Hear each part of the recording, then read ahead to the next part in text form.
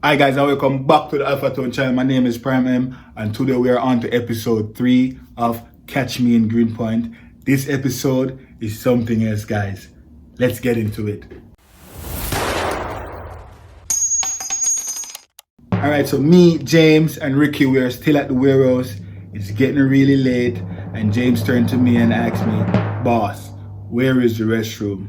I said, "The restroom is down there, like on the third door. That's the restroom." And James said, "Okay." So James went to the restroom. And then Ricky turned to me and said, "Boss, it's great to have James on the team. 60% at Greenpoint. That's great. I'm glad you will be able to pull this one off." Then I turned to Ricky and said, "Look, James is a 60% asset to the team. James is also a 60% liability. If we should lose James, we got set back real big. We cannot afford to lose James." And Ricky said, "But boss, what if he doesn't show up tomorrow? What if he doesn't come back?" I said, "Look, Ricky, we have James right here. James ain't going anywhere out of my sight. You know, on the chessboard or a king and a rook, they castle and they're right beside each other. That's what's going to happen with me and James. James ain't going anywhere for the night. And you know, look, he's coming." So James is coming back from the restroom. And I said, "James, do you have any connection by the precinct, by the police station? Do you know any cop, any officer, preferably the chief? Do you have any connection with the police chief?" And James is like, "Nah, not really. He's kind of stuck up, but I know the deputy very well." I'm like, "Oh, really? You know the deputy?" And then I said, "You know, if we should get rid of the chief, the deputy would be in charge, right?" And James was like, "Kinda, or maybe they will send a different chief. I don't know." But I said to James, "Maybe we should get your friend in the chief position, at least try or see. If this chief is gone or missing, your friend will be the chief, and that will be good for us and the team." You know what I mean? And James was like, "You guys really hurt police officers?" I said, "James, the only person we don't hurt is the President of the United States. That's it. Anything other than that can get touched." And James was like, "All right." I mean, guys, James is really a guy who he just wants to know, and if you tell him what's what, he agrees with it. That's what I'm getting to realize with James. So then I asked James, "So what is the crime rate like around here?" And he said, "The crime rate, well, that's very low. You know, it's a nice area, nothing really happened. It's like a whole bunch of family and stuff. You know, the crime rate is like next to nothing." I'm like, "Well, we have to change that. That's a problem. To do what we want to do, the community cannot be one of those kind of community. It have to be an acidic community, and the kind of people that live here back us and protect us. Whoever is not up to that, they will have to leave. So the crime rate is low is a problem, because low crime rate means good residents. So we have to weed out the bad ones, get rid of them. We have to create chaos around here." I turned to Ricky and I said, "Ricky, organize up 3 of the guys for tomorrow night. Tomorrow night, we're gonna do 4 robberies and 1 murder." I said, "Make the 4 robberies different section in Greenpoint with those 3 guys. Spread them all out and tell one of the guys he's gonna do 2 robbery and 1 murder, and tell the other guys just do one robbery at gunpoint. Make sure it's at gunpoint. Give the chief and the deputy chief and all those police officers some work, because they have nothing doing. And make sure these 3 guys, Ricky, that you're getting, they do not live in Greenpoint. Get 3 of the guys who live out of Greenpoint to come and do this work. All right?" And Ricky was like, "Okay, boss, I have 3 guys definitely who I know will come and do this job tomorrow night." And I said, "I bet. Let's do that." And then James was like, "Boss, it's kind of getting late. I think it's time for me to go. I have to go do some paperwork and stuff." And then I turned to James and said, "James, you're a part of this team now. I have to put you through a little testing and stuff to see if you're really down. One of the tests is I want you to stay next to me for a couple days until I know you are definitely a part of this team." I said, "James, to let you go tonight, it's a gamble. It's a 60% gamble I'm not willing to take. Do you understand me?" And James was like, yeah, I understand. Like I said, guys, James is a guy who understands everything that's going on. He cooperates. He doesn't give me a headache. Whenever I tell him A, he just agree with A. James is cooperating good so far. I like that. So we're there, and Ricky said, "Boss, I'm leaving. I'll catch you up in the morning." You know what I mean? And I said, "All right, bring the 3 guys, come, and we'll talk. I'll tell them what's what." And I said to Ricky, any of the guys know how to steal a car or jack a car? Ricky was like, nah. I'm like, all right, bet. I might have to teach 2 of the guys, because to go on some of these operations, we're going to need stolen vehicle to go on these operations. We steal them and we hit the operation within 2-3 hours real quick. And Ricky was like, all right, bet. I'll see you in the morning, boss. I'm like, cool. And then me and James, it's just us 2 there. We have our little conversation, we talk and we laugh and stuff like that. James got tired and he went to sleep. I was up for like 3 hours after James went to sleep, because me, I'm like, I don't go to sleep. It's weird, but yeah. So the next day comes. It's about 11 a.m. in the morning. Ricky pulls up with 4 guys. I thought I told him 3, but he pulled up with 4 guys. All right, let's see what's going on. So I let them in, because I can see them on camera before I let them in, because the warehouse is well set up and equipped. You know what I mean? From the car reaches right out the gate, which is like a quarter mile away, we can see who is coming. So this warehouse is well set up. So I was aware Ricky and the guys were pulling up. I let them in. All 5 come in, Ricky and 4 guys. I said, Ricky, this is 4. And he said, yeah, one of the guys, he wants to get out the gang. And Ricky said, boss, I want you to talk to him, because I almost killed him when he said that. And I said, good thing you didn't kill him, Ricky. Let me talk to him first. So I took the guy in the back and I said, what's the issue? Why do you want to leave the gang? And he said to me, boss, I'm not feeling it anymore. I want to go back to college, finish my degree. I don't think, the gang life is for me right now. Even though I'm capable, you know what I mean? I help you, got James. This is one of the guys who helped kidnap James at McGinnis and Greenpoint. So I know this guy is a stand-up guy. This guy can do stuff. I know he's telling me he wants to leave to go to college. So I'm there talking to him, and he's like, boss, I just want to go finish up my degree and stuff like that. So I asked him, what kind of degree are you doing in school? What are you studying? He said he's studying communications. Then I'm like, communications? So what are you going to do with a communication degree when you finish school? He said he's going to look a job. I asked him what kind of job. He couldn't answer me. I said, why do you choose communication though? He said, because it's cheaper and it's easier to do and stuff like that. I said, I see. And I'm like, so who will fund this? Will you get like a student loan or anything? You on a scholarship?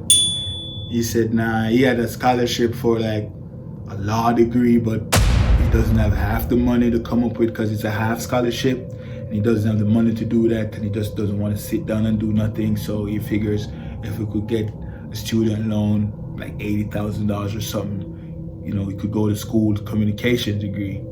And I'm there and I'm thinking, I'm like, so you're good at law, but you cannot afford it, so you decide to go do communication. And he said, yes. I say, I see. So you know a lot about law? He said he knows a lot about law. It's his passion. I said, really? He said, yeah. And there I'm thinking. I said to him, once you join this gang, you can't leave, right? And he made a look like, what? And I said, nah, but for you, I have something different for you. You're not going to leave the gang. You're just going to be away from the gang. And what I have for you is I'm going to fund your law degree. I'm going to send you all the way to school through law. The gang will fund it. You don't have to worry about anything. You don't have to do that communication degrees. You don't have to do that. I will send you to school to do law. You're still a part of the family. We won't call you to come and do anything. We'll just fund you. I'll keep up with you, make sure your grades are good, and you can leave the gang and study law instead of communication. All right? And when you finish school, if the gang needs a lawyer, that's what's up. But before you go though, I need one thing from you before I do that. And he said, what is that, boss? And I said, tonight we have a mission. 3 guys going. You are going to be one of them. We need 4 robberies and 1 murder. I want you to do the murder tonight and a robbery. All right? And he said, yes, boss. And I said, after that, we talk tomorrow. We'll see which college we could get you into for this law degree. And you go to school, and while you're there studying, you're studying to become my lawyer. You understand me? And he said, yes, boss. And I said, I bet. I'll see you in the evening to organize this operation. And he said, cool. And then he leave the office. And then Ricky comes inside, and Ricky said, boss, I have the 3 guys out there that's going tonight. I said, nah, this guy out here, he's gonna be one of them. And then I tell Ricky what happened, and he wants to go to school, and we are sending him to do law. I tell Ricky that, and Ricky was like, okay, boss, good thing I didn't clip him this morning. I said, Ricky, please do not clip any of the soldiers unless you really have to. I do not want to take your power away, but if you clip any of the soldiers, that can be bad. The other soldiers will think I could be next, so you have to be careful, Ricky. And Ricky was like, okay, boss, I understand. So I said, where are the other 3 guys? One of them, I'm not sending 4. One of them got to go home. And I said, Ricky, who's that guy with that tattoo on his neck? Does he say MS-13? And Ricky said, yeah, he's a MS-13 ex-member. He left the MS-13 gang about a month ago. And I'm like, really? What did he do to left the gang? And Ricky said, he just said he left. And he's a badass, boss. He's a tough guy. I'm like, really? Bring him into my office. Let me talk to him, Ricky. And Ricky go get him. And he comes. And I looked down and I looked at him and I said, you're an MS-13 member, MS-13 member. And he said, yes. I said, what did you do to leave the gang? He said he just can't take the gang no more, so he decides to leave. I said, so that's not how it worked with the MS-13. If you should leave that gang, they would be looking for you, I assume. He said, nah, not really. They're not really. I said, not really. What did you do? You must have done something wrong to flee the MS-13 gang. Tell me what you did wrong. Don't lie to me, because you're already in the gang. You're already in my crew. You already know the operation. We're not going to kick you out. I just want to know what you did. And he said to me, boss, I killed someone in the gang. I said, what? You killed someone in the gang? One of your own crew members? I said, what did he do? He said, boss, he was messing around with my girl, and my girl keep complaining to me. That's why I did it. I said, really? I said, this crew member, what was his rank in the gang? Was he like one of the regular soldiers, or he said it's the boss's son? I'm like, the boss's son? This is big. You know what you did is big, right? He said, yeah. I was like, look, I cannot keep you around the gang. I'm gonna have to keep you somewhere safe where you can hide from the MS-13, and whenever I need you to do any mission, I will call you. But right now, it's just a month, and I want to keep you off the streets a little bit. Just give it some time, okay? And he was like, okay, boss. I'm like, tonight you're not going on the mission. Those 3 guys are going. You're gonna stay here with me. And he was like, okay, boss. And I was like, all right, cool. Get out of the office. Tell Ricky to come back here. Let me talk to Ricky real quick. And then he went out, and then Ricky comes back. I'm like, Ricky, this guy, this MS-13 guy, it's a big issue for us. You know that, right? And Ricky was like, why? I'm like, you don't know what's the MS-13? If they know we have this guy, they'll come and try and wipe us out. And we are not that big yet to take on the MS-13, but I have an idea. What he did is unforgivable. We're gonna keep him somewhere safe. I already tell him that. We'll keep him away from the gang because he's hot. And when we're ready for like a favor from the MS-13, we'll hand him over. He's a gift to us, Ricky.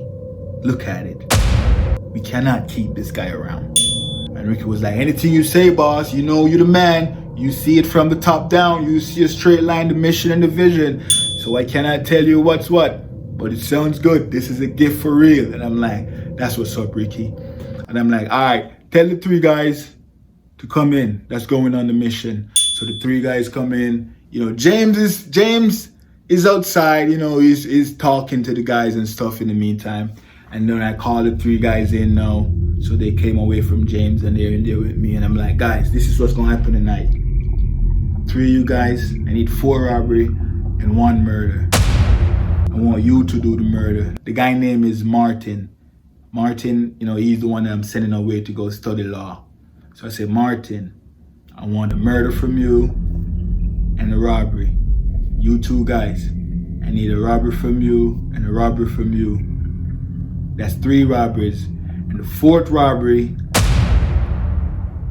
I want you to do a 4th robbery. So you're gonna do 2 robberies. And they were like, okay, boss, we got it. I said, you guys going out there like between 10:30 and 11. I want all of this to happen between 10:30 and 11. So when the precinct or the police station gets the information, everything happens at around 10:30, 11 o'clock, simultaneously from all different angles of Greenpoint.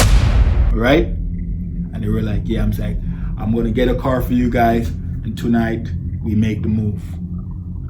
And then the guys leave the office.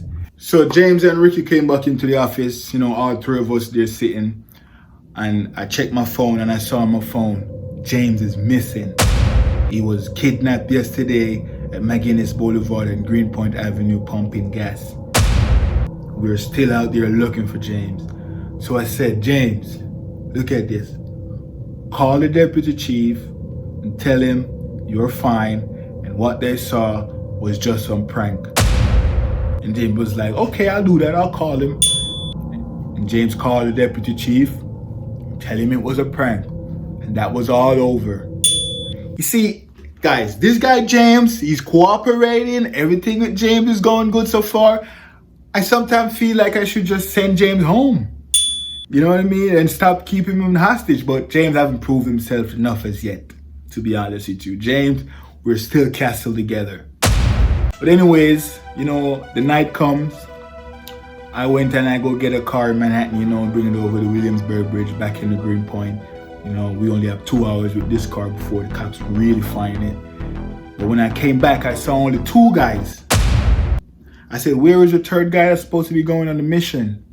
One of the guys say he and his baby mom got into some arguments and stuff like that. And the police comes and they hold on to him. Yeah, they hold on to him. The dilute model or something like that. When they come, you know, they follow that model. And it's normally the guys who get taken away with that model. I think it's called a dilute model or something like that. So he's away at the precinct. So I only have 2 guys. And I'm thinking, you know what? Y'all 2 go home. Call it off for the night. So those 2 guys went back home. I called off the mission. You know, I need more than 2 guys to do this. I need 3. And I don't need 4. So I said, James, tonight we're going to make you a made man. James was like, wait, you mean like made man? Like in the movies, mafia movies? Yeah, tonight we're going to make you a made man. This is what I want from you. Double murder. You're going to pull up to a bar in Nassau Avenue. You're going to go in there. And you're going to make a double kill. You come back out in the car. And we dip. You a made man. Got that? Capiche? He said, yeah, he got it. I'm like, I bet. Richie, we get in the car. We get guns together. You know, we put on masks and stuff. And we roll over to Nassau Avenue. Put up to the spot at Nassau Avenue. We there.